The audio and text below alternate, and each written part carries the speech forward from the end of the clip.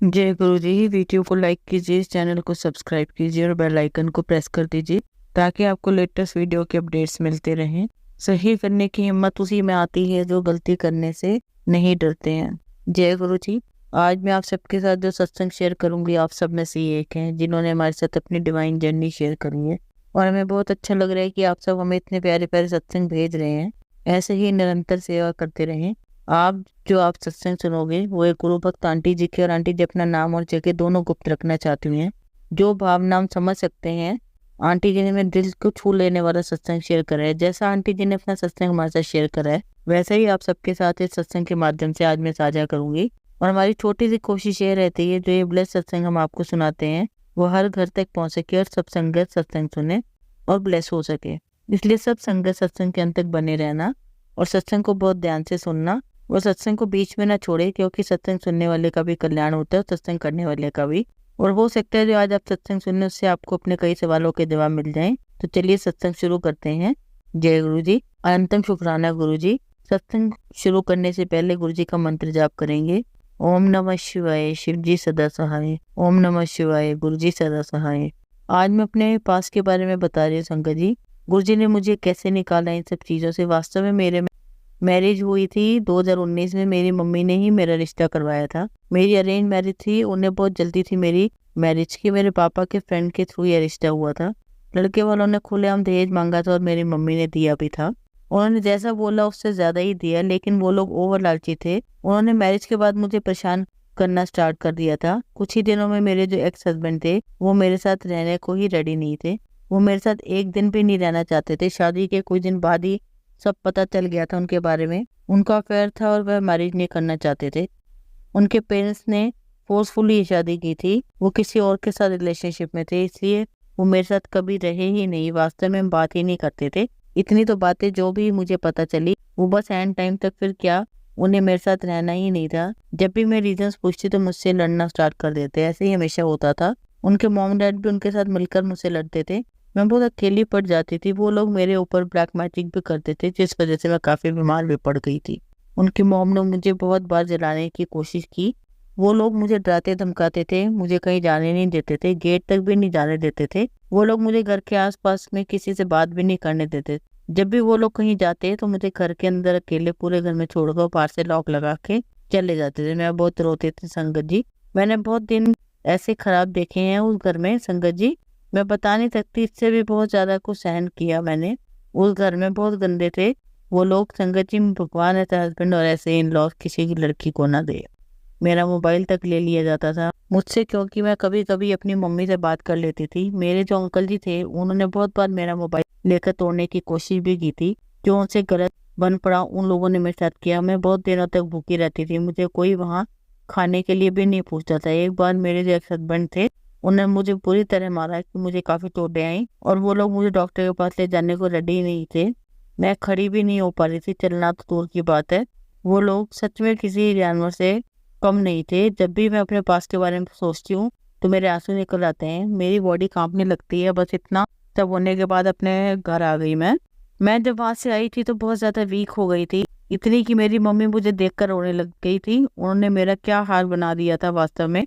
वो मेरे साथ कभी रहे ही नहीं। वो बाहर रहते थे जहाँ उनकी जॉब थी, और मैं उनके घर दूसरी सिटी में उनके मम्मी पापा के साथ रहती थी। आखिर कब तक रहती मैं ऐसे। उन्होंने क्लियर मना कर दिया था मेरे साथ रहने से कि उनकी जबरदस्ती मैरिज की है उनके घर वालों ने। संगत जी, जब भी वो आते थे अपने घर तो मुझे बताया तक नहीं जाता था। चुपचाप आते थे और अपने पापा के रूम में रहते थे, वहीं सोते थे, निकलते तक नहीं थे। रूम से बात करना तो दूर की बात है, वो मुझसे कुछ समझते ही नहीं थे। वो संगत जी, जब भी मैंने अच्छी खासी स्टडी कर रखी थी और मैं देखने में काफी सुंदर थी, कोई कमी नहीं थी मेरे में संगत जी, फिर भी मैंने इतना कुछ सहन किया और वेट किया कि कभी तो ये इंसान बदलेगा, लेकिन नहीं, वो नहीं बदला। उनकी इंक्वायरी की गई तो बहुत कुछ गलत पता चला उनके बारे में। उस दिन मेरे पेरेंट्स ने लीगली सेपरेशन करवाया मेरा उनसे, म्यूचुअल अंडरस्टैंडिंग से। उस दिन से लेके आज तक मैंने बहुत कुछ फेस किया है लाइफ में। लोगों के ताने, डिप्रेशन, डाउनफॉल। बहुत दिनों के बाद मैंने खुद को फिर से खड़ा किया। फिर से मैंने अपना करियर बनाया और आज मैं बहुत अच्छा कर रही हूँ अपने करियर में, only because of my parents and my Guruji. One more thing, जिंदगी जितनी भी गर्ल्स हैं जिनके साथ ऐसा हुआ हो जो मेरे साथ हुआ है, मैं नहीं चाहती वो हमेशा खुश रहें। अपनी लाइफ में और अपने करियर में को प्राथमिकता दें, अपनी एजुकेशन को प्राथमिकता दें, क्योंकि एक्चुअली वही काम आती है और कोई आपका काम नहीं आता। कोई काम नहीं। आज बस इतना ही। अब मैं यहीं अपने सत्संग को कंप्लीट करते हैं संगत जी। Thank you Guru ji, thank you संगत जी, मेरा सत्संग संगत तक पहुँचाने के लिए धन्यवाद। जय गुरु जी, अनंतम शुक्राना गुरु जी। संगत जी, अब हम सहारनपुर से गुरु भक्त आंटी जी का सत्संग सुनेंगे। जय गुरु जी, शुक्राना गुरु जी। मैं अपना सत्संग गुरु जी के मंत्र जाप से स्टार्ट करना चाहती हूँ। ओम नमः शिवाय, शिव जी सदा सहाय। ओम नमः शिवाय, गुरु जी सदा सहाय। सभी गुरु जी की परिसंगत को प्रणाम। मैं गुरु जी के साथ नवंबर 2023 से जुड़ी थी। बहुत मन से मेरी सिस्टर गुरु जी के आश्रम जाने को मुझसे कह रही थी। मेरा कुछ जाने का नहीं बन पा रहा था। उस दिन मैंने जाने की ठानी और मैं मेरे अंकल गुरु जी के आश्रम पहुंच गए। पहली बार हमें ज्यादा पता नहीं था। गुरु जी की समाधि के दर्शन और लंगर प्रसाद ग्रहण करके हम आ गए थे। कुछ 14 दिनों के बाद मुझे घर के पेड़ पर 2 बटरफ्लाइज के दर्शन हुए और रोज मॉर्निंग में जब मंत्र करती तो मुझे हर दिन गुरु जी की फ्रेग्रेंस आती। मेरे कई काम अचानक से बनने लगे जो मैंने कभी सोचे भी नहीं थे। हम फिर फरवरी में बड़े मंदिर गए, गुरु जी का आशीर्वाद लिया। कुछ ही दिन बाद मेरे अंकल जो कि अपनी दुकान पर बैठे थे, उन्हें एक साधु ने बुलाया रोड पर। वह उनके पास गए और देखा 4-5 साधु जीप में हैं। उनमें से नागा साधु थे जो अचानक सो गए और केवल मेरे अंकल को कुछ रुपीस लेने के आशीर्वाद लेकर चले गए। हमने सोचा पता नहीं केवल हमारी दुकान के आ गई, क्यों रुके। हम सोचते रहे। उनके जाने के 48 घंटे के बाद हमें गुड न्यूज वाली मेल मिली जिसका हमें बहुत इंतजार था और हमारे बड़े काम की स्टार्टिंग मेल थी। फिर हमें समझ आया कि वो नागा साधु गुरु जी ही थे। जय गुरु जी, शुक्राना गुरु जी। वो किसी भी शॉप पर नहीं रुके, उन्होंने केवल मेरे अंकल को ही बुलाया। संगत जी, यह मेरा पहला सत्संग है। मुझसे कोई गलती हो गई हो तो माफ करना गुरु जी।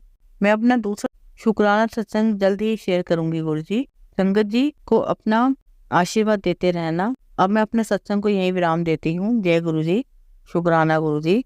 संगत जी, अब हम गुरु भक्त आंटी जी का सत्संग सुनेंगे। गुरु जी के संग मेरी यात्रा जनवरी 2017 में स्टार्ट हुई। मेरी मासी के घर गुरु जी का सत्संग था, लेकिन तब मुझे पता नहीं था। मुझे लगा कोई होंगे गुरु जी और मैं थोड़ी देर के लिए सत्संग अटेंड कराई। सॉरी गुरु जी, तब इतना ज्ञान नहीं था। फिर गुरु जी ने कुछ महीनों बाद फिर बुलाया, लेकिन तब भी कोई कनेक्शन नहीं बना। फिर नेक्स्ट ईयर जब मेरा 8वां मंथ चल रहा था, तब धीरे धीरे गुरु जी के साथ कनेक्शन बनता गया। गुरु जी का स्वरूप हमारे घर में पहले से था। उन्हें मैं जब देखती तब लगता कि वो मेरी बात सुन रहे हैं। तब मैं किसी और गुरु जी से जुड़ी थी, लेकिन जब गुरु जी के स्वरूप को देखती थी तो कहती थी कि अगर मैं आपको मानूंगी तो मैं अन्याय वो नहीं होगा। मुझे दूसरे गुरु के साथ ऐसा लगा, वे मुझसे जवाब देते हैं कि गुरु तो एक ही है, परमात्मा तो एक ही है, तो आपको जिसे मानना है उसे मान लो। और गुरु गीता में लिखा है कि आप गुरु को नहीं चुनते, गुरु आपको चुनते हैं। और मैं बहुत आभारी हूँ कि गुरु जी ने अपनी शरण में ले लिया। अनंतम शुक्राना गुरु जी और माफी गुरु जी, अगर मैंने जाने में आपका मजाक बनाया हो तो आप जानते हैं मेरा कोई इरादा नहीं था। गुरु जी की कृपा से आज मेरे 2 बच्चे हैं और कृपा से मेरी नॉर्मल डिलीवरी हुई। मेरी प्रेगनेंसी के 8वें से 9वें महीने में दोनों बच्चों के टाइम कॉम्प्लिकेशन काफ़ी आई, जो कि आखिरी दिन तक चली। लेकिन वो कहते हैं ना कि अगर आपको गुरु जी पर विश्वास है तो आपका विश्वास नहीं टूटने देना। मेरे साथ भी यही हुआ। फिर गुरु जी ने मेरी नॉर्मल डिलीवरी करवाई। जय गुरु जी। संगत जी, गुरु जी के साथ होने से हमारा हर दिन सत्संग बन जाता है। ऐसा कोई डे नहीं होता जिस दिन हमें उनकी ब्लेसिंग का एहसान नहीं होता।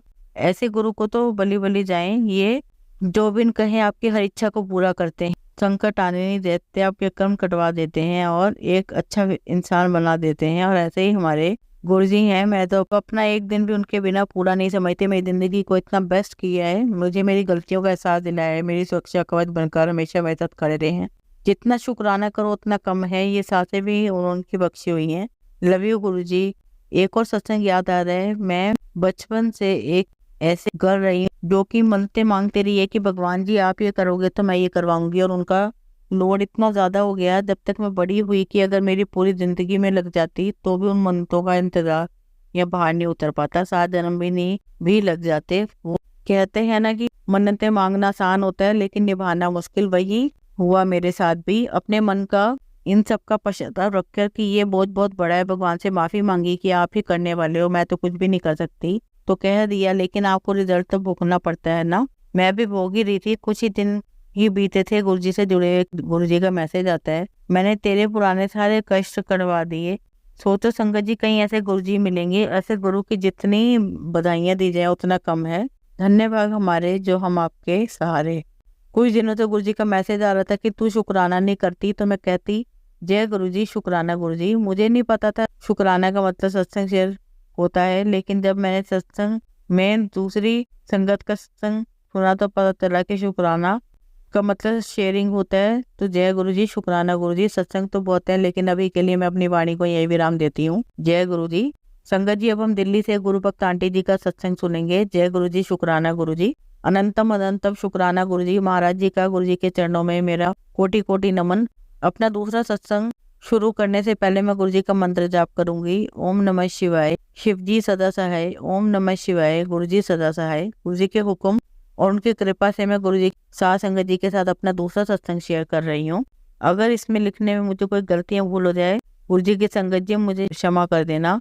हमारे पूज्य परम पिता गुरु महाराज जी बड़े ही प्यारे हैं। गुरु जी अपने भक्तों की थोड़ी सी भक्ति से खुश हो जाते हैं। संगत जी, मैं 2023 से 2024 तक गुरु जी के बारे में कुछ नहीं जानती थी। जब जनवरी 2024 शुरू हुआ तो संगत जी शुरुआती कुछ दिनों तक मेरे अंकल जी यानी मेरे हस्बैंड को अचानक से कुछ दिक्कत हुई। उनको थोड़ी देर तक सांस नहीं आया, लेकिन थोड़ी देर बाद ही वो ठीक हो गए। उनके अंदर कुछ बुरी आदतें, जैसे कि वो डेली अल्कोहल और सिगरेट पीते हैं। हम सब बहुत घबरा गए। उनको शुगर की भी दिक्कत है, हमारे मना करने पर भी वो नहीं मानते। क्योंकि संगत जी, आपको लत लग चुकी है। ऐसे में मैंने फेसबुक पर गुरु जी के बहुत सारे चमत्कार देखे। मैं बहुत चिंता में पड़ गई थी कि कहीं कुछ हो ना जाए मेरे अंकल जी को। मैं गुरु जी के बहुत से पेज फॉलो कर लिए। गुरु जी के मेरे पास फेसबुक पर मैसेज आते कि चिंता मत कर, मैं तेरे साथ हूँ। और जो भी बहुत से मैसेज जिन्हें पढ़ती तो मन में गुरु जी को जानने की इच्छा बढ़ जाती। मैं गुरु जी के सत्संग भी बिना इग्नोर किए सुनने लगी और उनका यह मैसेज भी पढ़ती थी। मुझे सत्संग सुनने में उन सब सवालों के जवाब मिल जाते, क्योंकि जो मेरे मन में आते। 20 से 25 दिनों के अंदर सत्संग के माध्यम से गुरु जी ने मुझे अपने साथ जोड़ लिया, अपने साथ डायरेक्ट कनेक्शन बना दिया। मैं जो सवाल करूं उसका जवाब मुझे सत्संग में मिल जाता। मेरा विश्वास बढ़ने लगा। एक रात मुझे ड्रीम में गुरु जी ने आकर ब्लेसिंग दी। मैं शाम के समय जोत जलाती हूँ। मेरे पास ब्रेसलेट के रूप में गुरु जी हैं। ब्रेसलेट के बीच में मुझे गुरु जी के ओम के रूप में दर्शन दिए, और जोत में भी गुरु जी ने भी कई बार दर्शन दिए। गुरु जी ने एक बार तो संगत जी फूल के रूप में मुझे दर्शन दिए। जोत में पूरा गुलाब का फूल बना। मैं बहुत खुश हुई। मैं उसकी वीडियो बनाने के लिए मोबाइल लेने गई तो संगत जी मुझे बहुत ढूंढने पर भी मेरा मोबाइल नहीं मिला। मुझे लगा गुरु जी नहीं चाहते कि मैं वीडियो बनाऊं। मैं वापस रूम में आ जाती हूँ तो मुझे मोबाइल मिल जाता है। तब तक जोत भी शांत हो चुकी थी। संगत जी, गुरु जी का जितना शुक्राना करूं उतना कम है। जहाँ से गुरु जी ने अपने साथ जोड़ा, मुझे डेली मैसेज और ब्लेसिंग मिल रही हैं। गुरु जी मुझसे कुछ नहीं चाहते, वो तो मुझसे इतना चाहते हैं कि जब भी हमें किसी की मदद करने का मौका मिले तो मैं जरूर करना चाहिए बस गुरु जी, तो इससे खुश हो जाते हैं। सत्संग तो मैं और भी करना चाहती हूँ। अपना अगला शुक्राना सत्संग जल्दी आप सबके साथ शेयर करूंगी। जय गुरु जी, शुक्राना गुरु जी। संगत जी, अब हरियाणा से गुरु भक्त आंटी जी का सत्संग सुनेंगे। यह मेरा दूसरा सत्संग है। मुझे गुरु जी का बार बार मैसेज आ रहा था कि शुक्राना कर, मैं तेरा बहुत बड़ा कष्ट कर देता है, परंतु मैं समझ नहीं पाती थी। शुक्राना करने का मतलब अपना सत्संग शेयर करना होता है। मुझे माफ करना मेरे प्यारे गुरु जी। तब मैंने अपना पहला सत्संग 3 दिन पहले ही शेयर किया। मैं हरियाणा से हूँ संगत जी। हमारे गुरु जी बहुत ही प्यारे, दयालु और महान है। मेरे पास वर्ड नहीं है गुरु जी का शुक्राना करने के लिए। संगत जी, शुरू करने से पहले मैं मंत्र जाप करूंगी। ओम नमः शिवाय, शिव जी सदा सहाय। ओम नमः शिवाय, गुरु जी सदा सहाय। संगत जी, पिछले सत्संग में मैंने आपको बताया था कि कैसे गुरु जी ने अपना प्यारे सत्संग में मुझे अम्बाला में बुलाया और अपने इतने सारे स्वरूप ब्लेस किए। 21 अगस्त 23 को मैं फिर गुरु जी से अरदास करने लगी कि गुरु जी मुझे कब बुलाओगे अपने सत्संग में, क्योंकि वहाँ के मुझे बहुत ही डिवाइन फील हुआ था। फिर गुरु जी ने मेरी अरदास सुनी। 29 सितंबर को उन्हीं अम्बाला वाले नीलम आंटी के यहाँ मुझे बुलवाया सत्संग में। सत्संग में जाने से पहले मेरी शुगर लेवल 317 थी, जो कि बहुत हाई थी। जब मैं गुरु जी के सत्संग में पहुंची, फिर से मेरी खुशी के मेरे आंसू ही नहीं रुक रहे थे। मन ही मन जय गुरु जी, लव यू गुरु जी बोल रही थी। संगत जी, वहाँ चाय प्रसाद के साथ 2 मिठाई के पिक, ड्राई समोसा प्रसाद, पकौड़ा प्रसाद मैंने ग्रहण किया। फिर लंगर प्रसाद में भी 3 तरह के मीठे प्रसाद थे, जो गुरु जी ने मुझे बहुत सारा मिठाई प्रसाद, खीर प्रसाद खिलाया। संगत जी, मेरे मन में आ रहा था कि दोपहर में मेरा शुगर लेवल 317 था और पता नहीं कितना होगा। मैंने लंगर प्रसाद किया और मैंने उसके बाद मेडिसिन भी नहीं ली, क्योंकि मैंने पुराने संगत जी के सत्संग में सुना था कि गुरु जी डायबिटीज का इलाज मीठा खिला के करते हैं। गुरु जी की ब्लेसिंग है तो सब अच्छा होगा। संगत जी, आप विश्वास नहीं करोगे कि मॉर्निंग में जब मैंने फास्टिंग शुगर चेक की तो शुगर का लेवल 105 था। तो गुरुजी का मिरेकल था, क्योंकि बिना कुछ मीठा खाए मेरा शुगर लेवल 120 125 चल रहा था और मुझे next 3 days sugar level after breakfast, जो कि सत्संग अटेंड करने से पहले 317 था, जब 125 नहीं हुआ, वो भी संगत जी विदाउट एनी मेडिसिन। हमारे गुरुजी इतने अच्छे हैं और वो कुछ भी कर सकते हैं, बस हमें उनके अटूट विश्वास रखना है। ये था मेरे गुरुजी के साथ एक छोटा सा सत्संग। अगर सत्संग बताते हो मुझसे कोई भूल हो गई है तो संगत जी प्यारे गुरुजी मुझे माफ कर देना प्लीज। जय गुरुजी। आप सबको आज एक कहानी सुनाती हूँ। आप सब इस कहानी को बहुत ध्यान से एक शांत वातावरण में ही सुनना। चलिए कहानी शुरू करते हैं। हमारी कहानी का शीर्षक है बाड़े की कील। बचपन में हर किसी बच्चे को ये सिखाया जाता है कि दूसरे अपने बड़ों से तमीज से बात करो और हम से छोटे हो उनको प्यार करो। लेकिन कुछ बच्चे ऐसे होते हैं जो बड़े होकर ये बात समझ नहीं पाते हैं, फिर बचपन में तो समझ जाते हैं लेकिन बड़े होकर भूल जाते हैं। उन सभी बच्चों के लिए एक बार एक छोटे से शहर में एक लड़का रहता था जो कि काफी गुस्सा करता था। गुस्से की वजह से लड़का अपने माता पिता को जो भी मन में आता वो बिना सोचे समझे बोल देता। लड़के के पिता लड़के की इसी बात से काफी चिंतित रहते थे।